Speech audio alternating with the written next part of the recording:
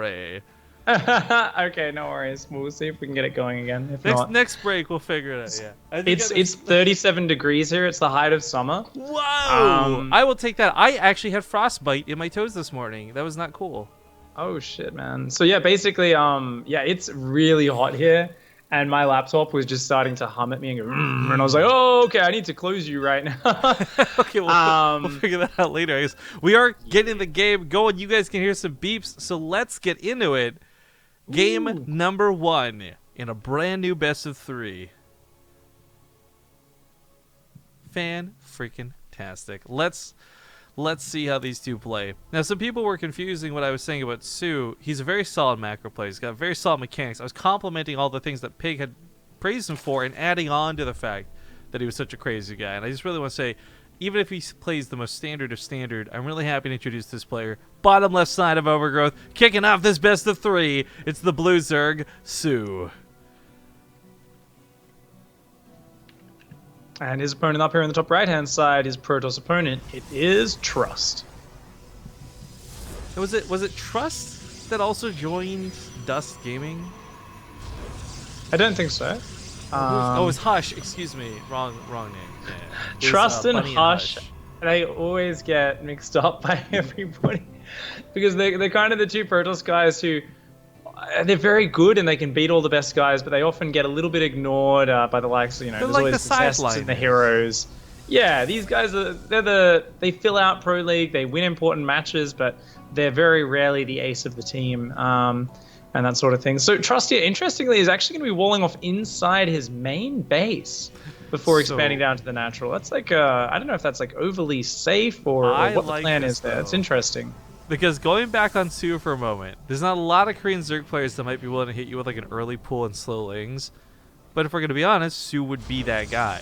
And if you put your pylon out here, it gets surrounded by those first 6 lings, and then it's game over 2 minutes into the series, and it's no fun. So I kind of like that Trust plays this first game safe. And it's based entirely off of the fact that this is soO. I think if this was Leenock or Solar or anyone else, I don't think he has to play that safe. Got to agree with you there. And I mean, as long as he doesn't, as long as he goes for that wall off at the natural, it doesn't really lose him anything by any means. We're not seeing an early pull here from soO. Of course, soO is going to be going for that very fast third hatchery right as Queen production starts up here, as well as Zergling speed. And Trust just going to head on home. Of course, where the players go from here really depends on what tech structure we see come out in just a moment here for Trust. Will it be an early Stargate for an Oracle? Will it be that Twilight Council? Looks like he's going to be the Twilight Council in the main base. So going to be opening up with that ground approach. Now, this could lead very similarly into the strategies we've seen out of Zest and many others, because it is a very common Protoss build. Even if it's not using the DTs for micro capabilities, I think we've all seen some version of that 2 Archon drop just cause chaos for Zerg players early on.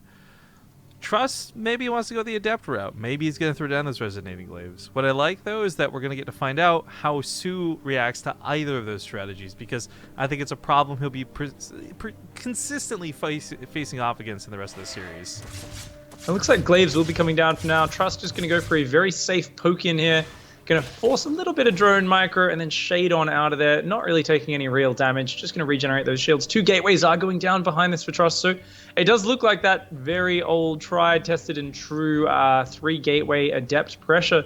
Interestingly, though, Trust is actually going to be dropping a robotics behind this. Has been chrono boosting this warp gate research the entire time, which I find very interesting.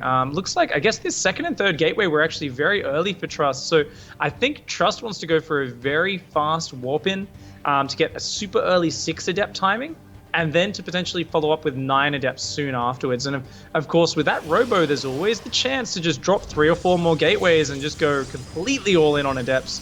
But it does look like, nope, Trust is just going to head out and take that third base for now.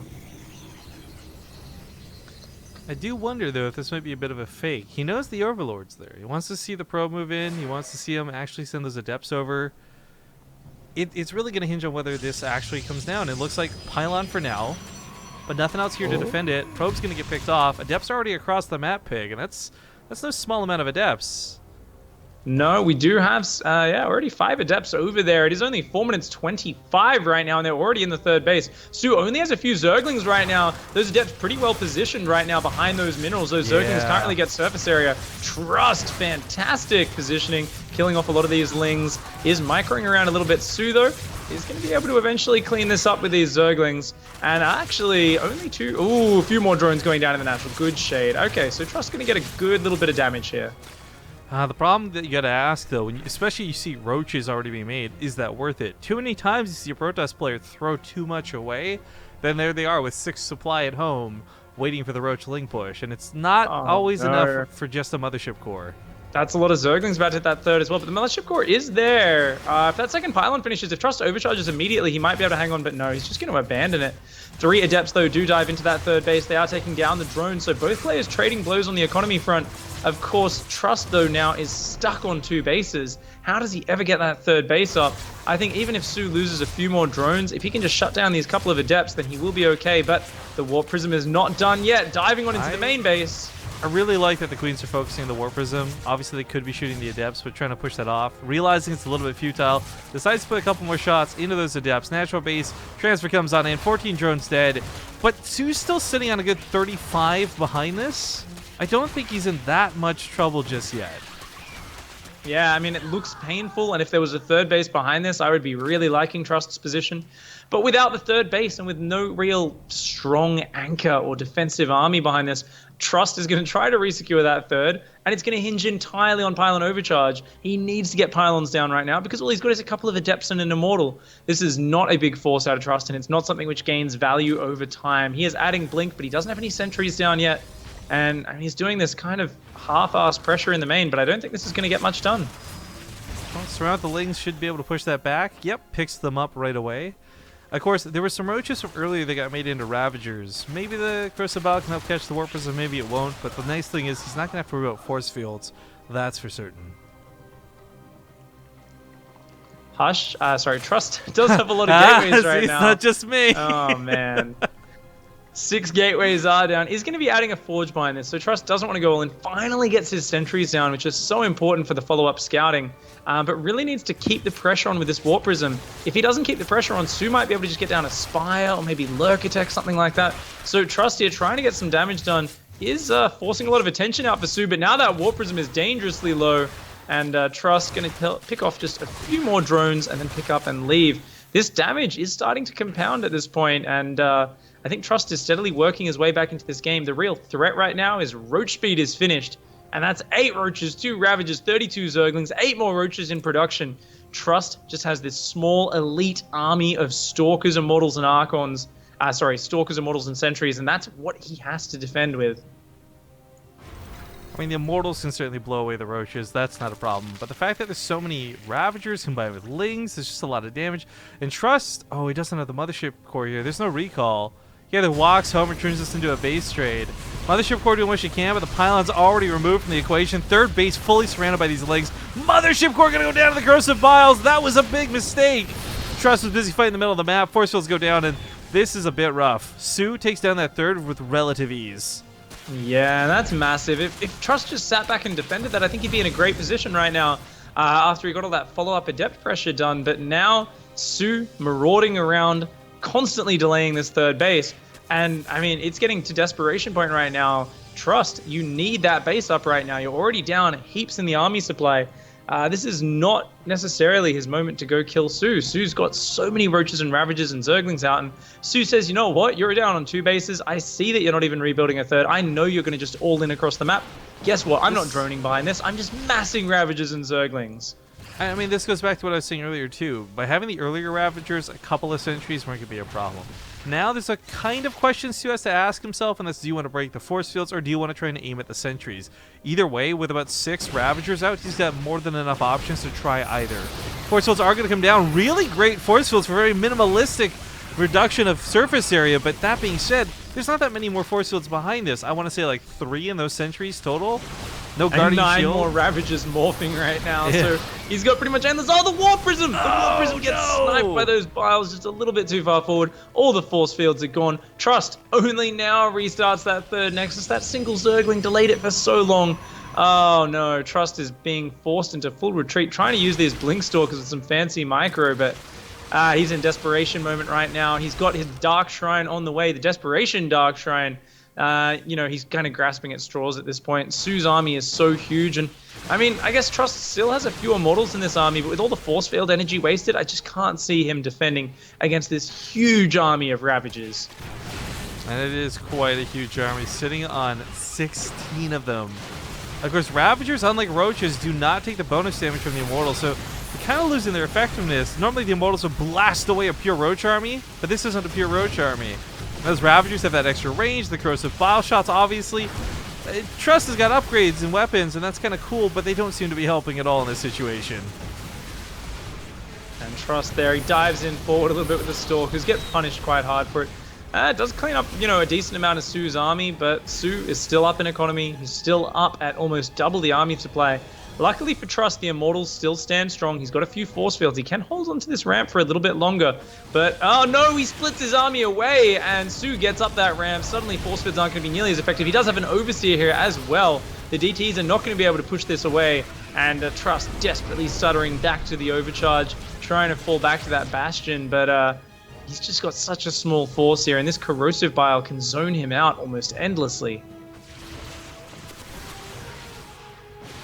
Well, that's one of the nice things for soO. He's been landing a lot of these corrosive biles. Mothership Core, Warp Prism, okay, those are kind of cool targets, but hitting those Stalkers in the middle of the fight, just kind of throwing them behind him so casually, hoping to hit some of these Immortals. A surround comes out of Trust, and this is his best hope to make something happen. The DTs get picked off immediately. The Immortals have had their barriers already popped. This doesn't look good. And soO, 4 bases, rally units across the map. I mean, he's got units to spare. Yeah, when soO sniffs blood, he does not let go. I mean, in the past, there's been actually quite a few famous games in grand finals where soO actually overextended with his, smelling blood and just diving on top of his opponent, sometimes even throwing away games, but not in this case. In this game, he is just going to close it out.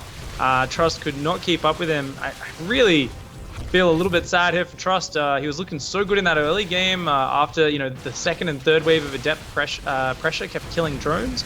But then just moving out onto the map and losing that third base right when soO was strongest, and does have to tap on out. soO takes a very powerful game 1 victory. That was. And the thing I liked about it, too, is it got really clean for soO. That wasn't scrappy luck, tearing away at desperation or anything. He had control, and it was very clear that he had control. I mean, that third base took, 4 tries to get up? That feels bad.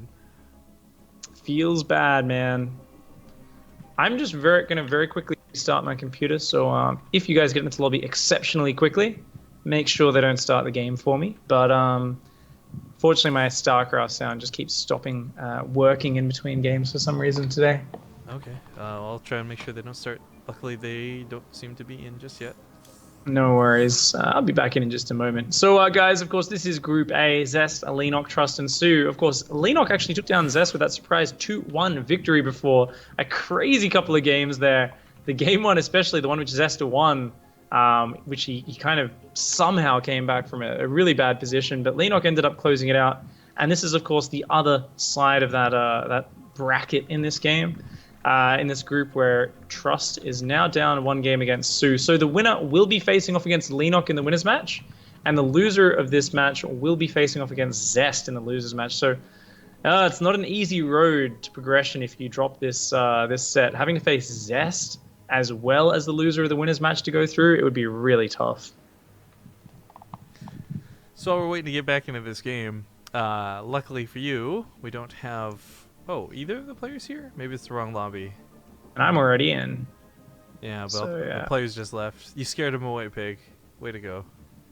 I think I went whole hog, man. You did. I think it's the wrong map. Looks like we're remaking another one.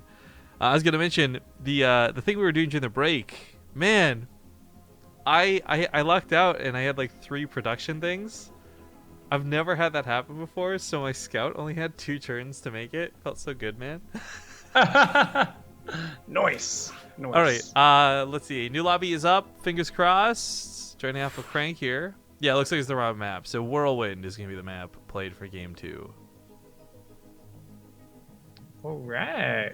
Whirlwind ZVP. Been seeing a fair few of these recently. Curious to see how the players open up here. I wouldn't mind seeing something a little bit crazier from soO. I Uh, really think the Overlord drops have just been so powerful in this map pool. There's so many areas for them to come in from. this is definitely one of the maps that you can the third to the main, right? I actually Oh yeah.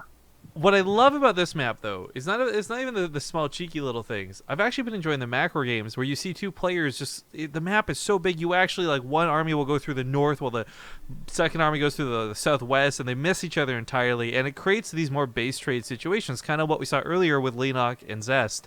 And it's for me that reason alone made this map a lot more exciting to watch. I think.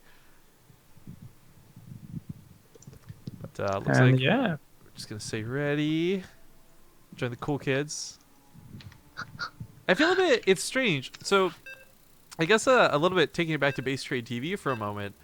Normally, we just try and like get in bim bam boom, and we don't actually check to see if everyone's ready because it's kind of like you gotta be ready when the players are ready, and if you're not good Yeah. enough.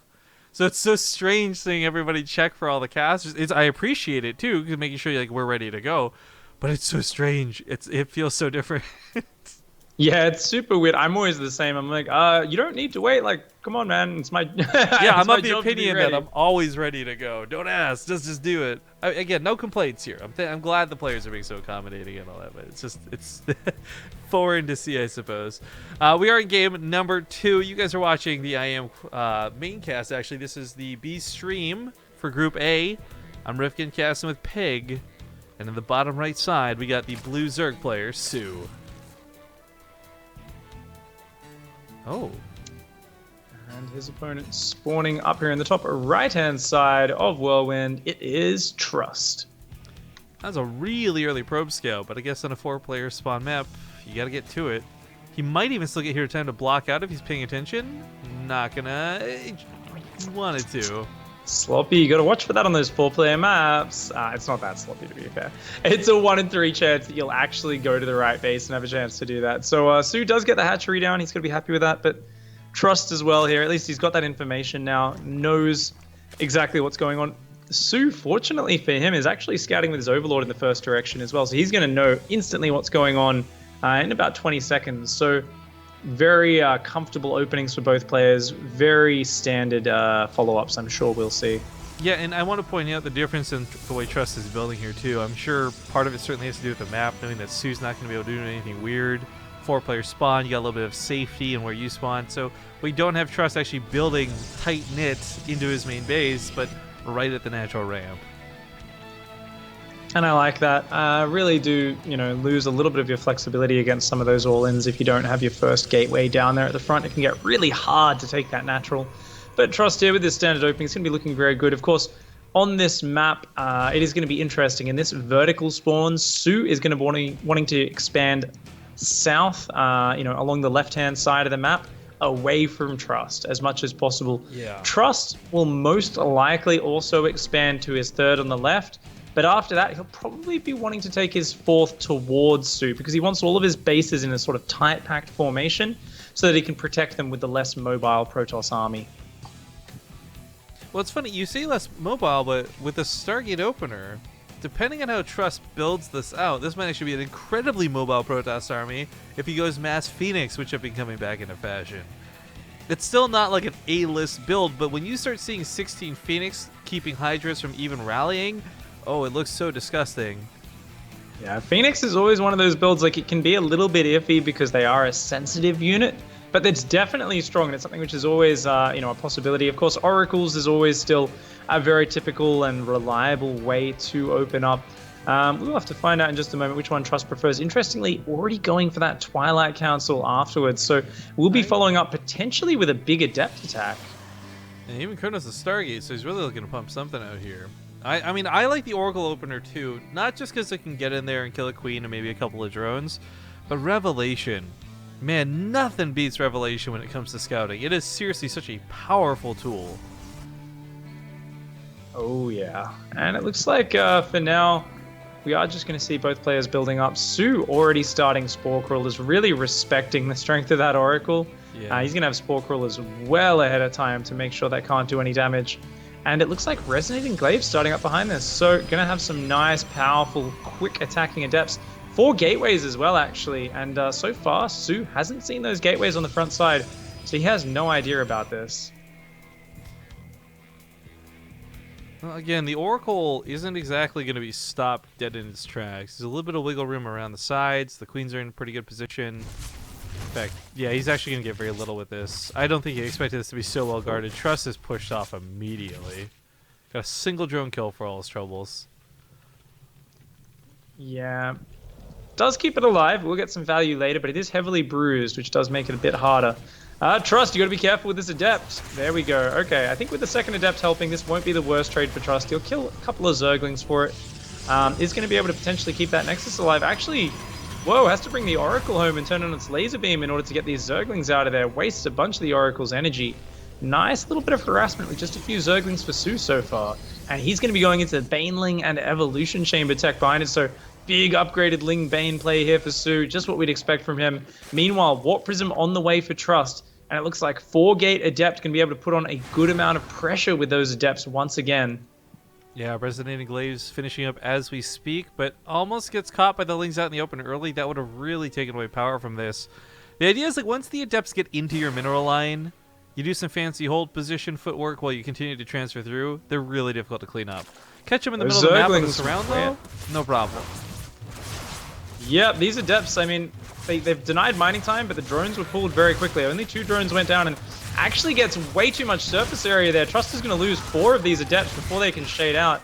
A little bit sloppy there. Would have loved to shade into that 3rd mineral line, kill a few more drones, waste a bit more mining time, but now I feel like he's had the wind blown out of his sails a little bit. And while he's coming across here with another 7 Adepts, these are almost +1. Oh, I guess they don't have +1 yet, but there's still a lot of Zerglings on the map, and this Warp Prism in the main is really where Trust is going to need to find the damage with Warp-ins.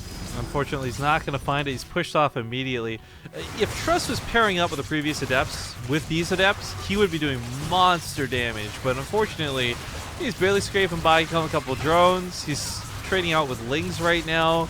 That Warp Prism having been shut down, like, Trust has lost a lot of momentum here. Yeah, he's got to kill more drones. He still has a bit of an opportunity here. You might see 16 drones killed and think this is going well, but keep in mind, soO was very greedy here. He was up to 60 workers. He's still up in workers, even after losing those 19.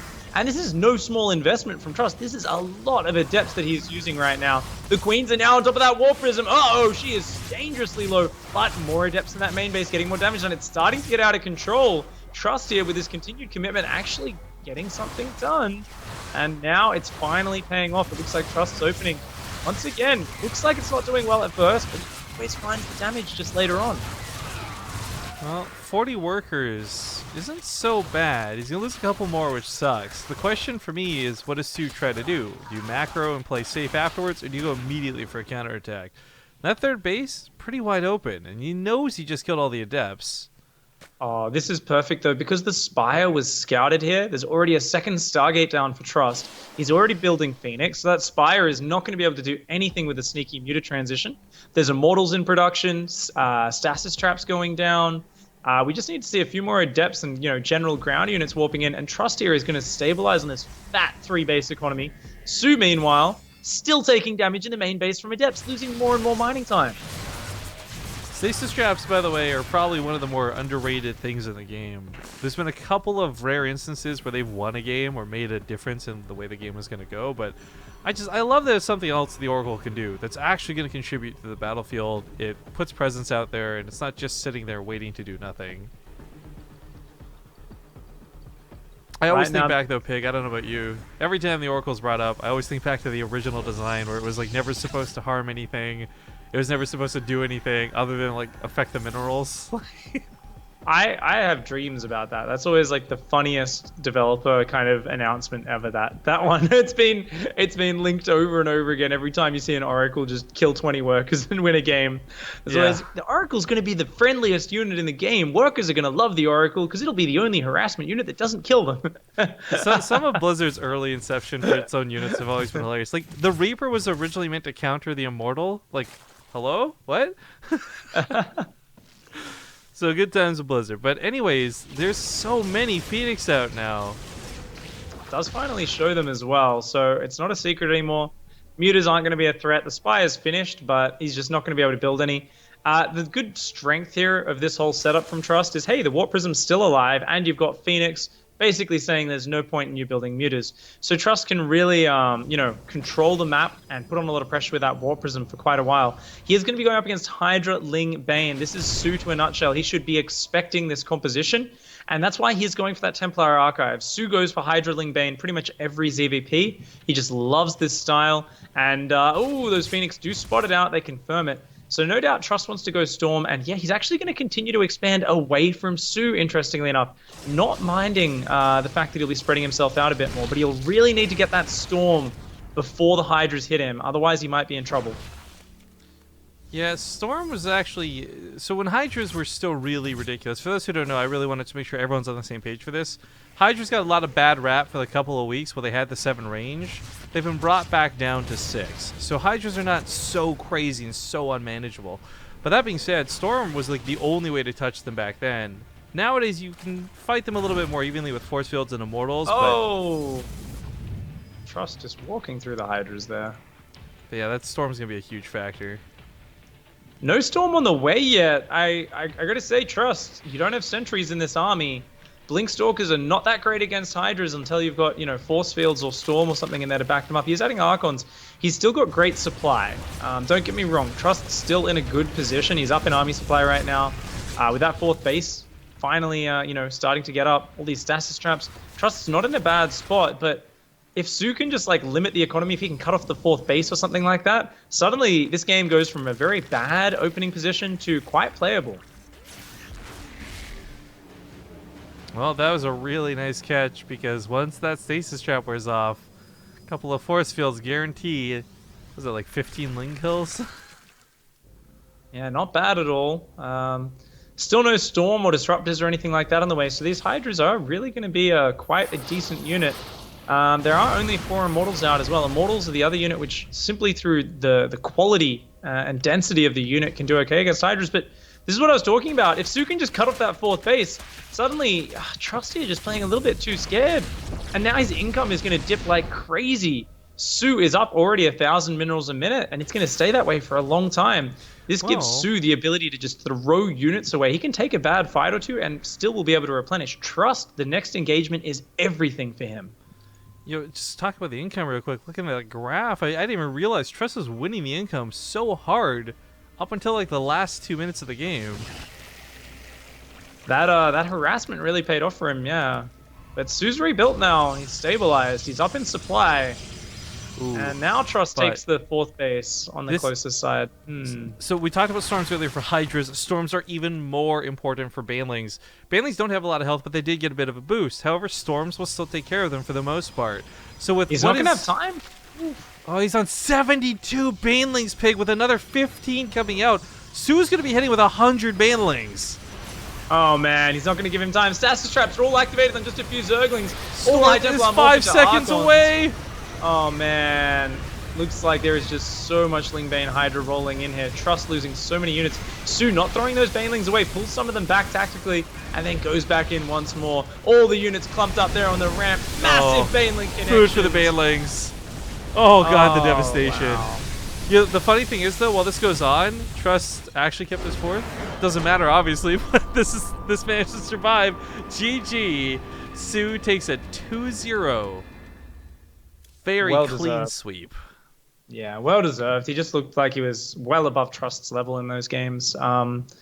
Trust played well at certain points of the game, like really well at making that Warp Prism Adept pressure work. Both games, he was in a very, decent position in the mid game, if not ahead.